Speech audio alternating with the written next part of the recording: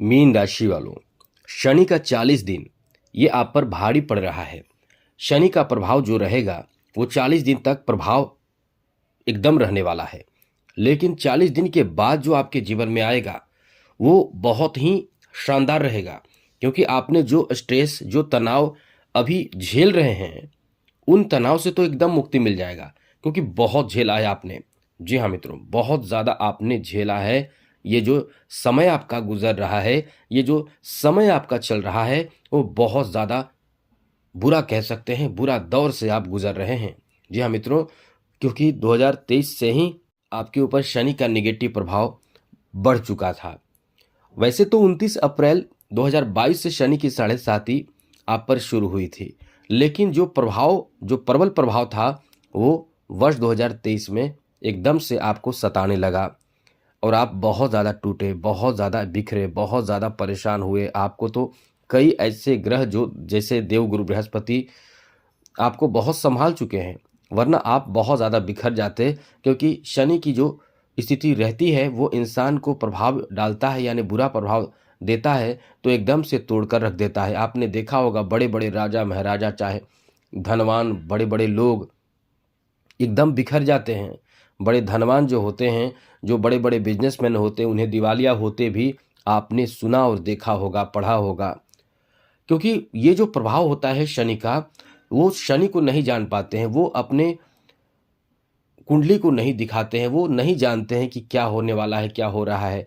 केवल जैसे जीवन जी रहे हैं, उन्हें लगता है कि हमारे पैसे से सब अच्छा हो सकता है, लेकिन ये चीज़ थोड़ी जानकारी रख लें तो उनके ये परेशानी वो खुद दूर कर सकते हैं।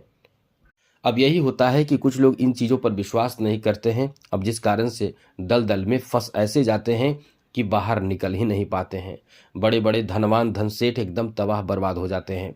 इसलिए तो कहते हैं कि हर तरह की समस्या का समाधान इंसान के पास होता है, केवल इंसान उससे दूर रहता है।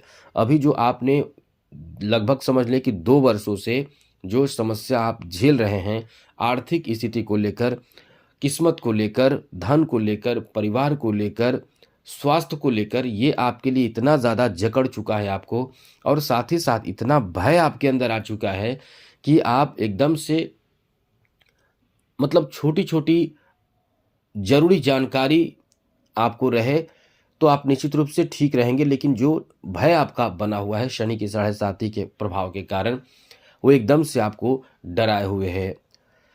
द्वादश भाव में शनि बैठे हैं तब से, यानी 29 अप्रैल 2022 से जब द्वादश भाव में शनि की एंट्री हुई है, द्वादश भाव में शनि का आना ये अपने आप में बहुत ज़्यादा खर्चीला समय बना देता है। अब शनि जाते जाते बहुत कुछ देकर जाएंगे, क्योंकि शनि कहीं ना कहीं आपके लिए निगेटिव प्रभाव जो अब तक आपको मिला है, वो कुछ आपको राहत भी मिलेगा, लेकिन राहत क्या, आपको 40 दिन बाद सबसे ज़्यादा राहत मिलेगा, क्योंकि शनि का ये प्रभाव द्वितीय भाव पर, छठे भाव पर और 9 भाव पर जो है वो एकदम से समाप्त होकर आपको राहत देगा। इसलिए हम आपको ये बताना चाहते हैं कि बिल्कुल भी भयभीत, चिंतित और परेशान ना हो, थोड़ा इंतज़ार कर लें। और साथ ही साथ हमने आपको कई बार उपाय बताया है, शनि का उपाय, वो उपाय आप करते रहें। निश्चित रूप से समस्या सबके साथ होता है, लेकिन जो समस्या का समाधान के बारे में विचार करता है, समाधान निकालता है, वो इंसान बच जाता है, परेशानी से बाहर निकल जाता है। लेकिन जो इन चीज़ों को हल्के में लेता है, नहीं मानता है, देखिए वो कितना परेशान होता है। तो कुछ ऐसी स्थिति बनती है कि इंसान उस समय गलत डिसीजन लेकर परेशान होता है।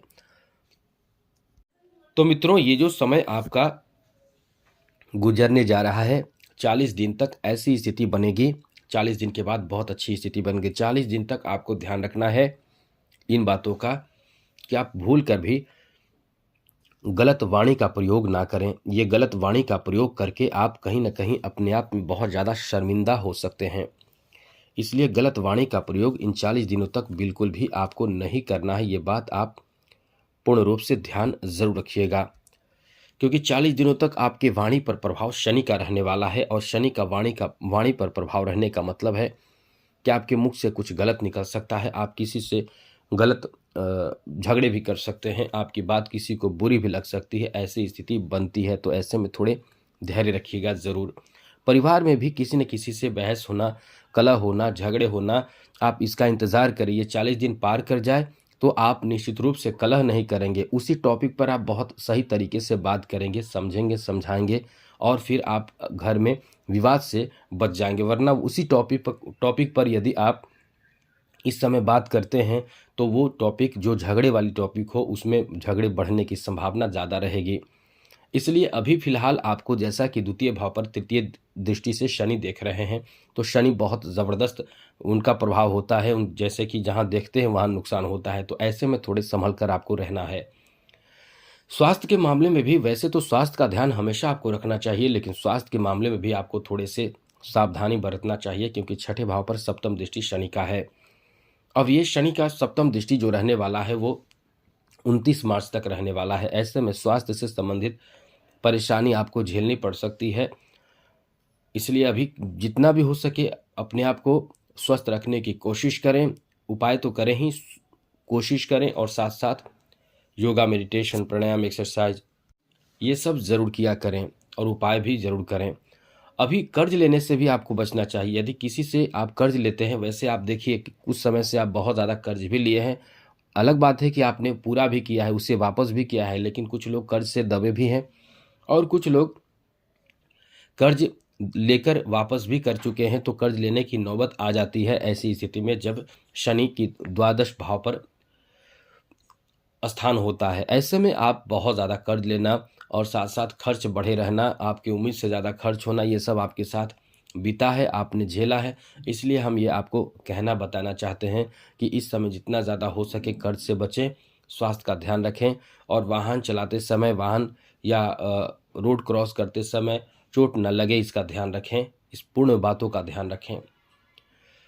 शनि की दशम दृष्टि नवम भाव पर होने से कभी कभी किसी भी काम में आपको किस्मत का साथ नहीं मिलेगा। जो काम आसान है वो दूसरे आराम से कर लेंगे, दूसरे को आराम से वो काम हो जाएगा, लेकिन वही काम आपसे नहीं होगा, क्योंकि आपका किस्मत का साथ इस समय नहीं मिल पाने से आप किसी और कार्य में व्यस्त हो जाएंगे। कोई और काम के कारण आप कहीं ना कहीं बिजी हो जाएंगे। तो आपके लिए भी आसान काम, उसके लिए, दूसरे के लिए भी आसान काम, लेकिन दूसरे कर जाएंगे लेकिन आप भटक जाएंगे।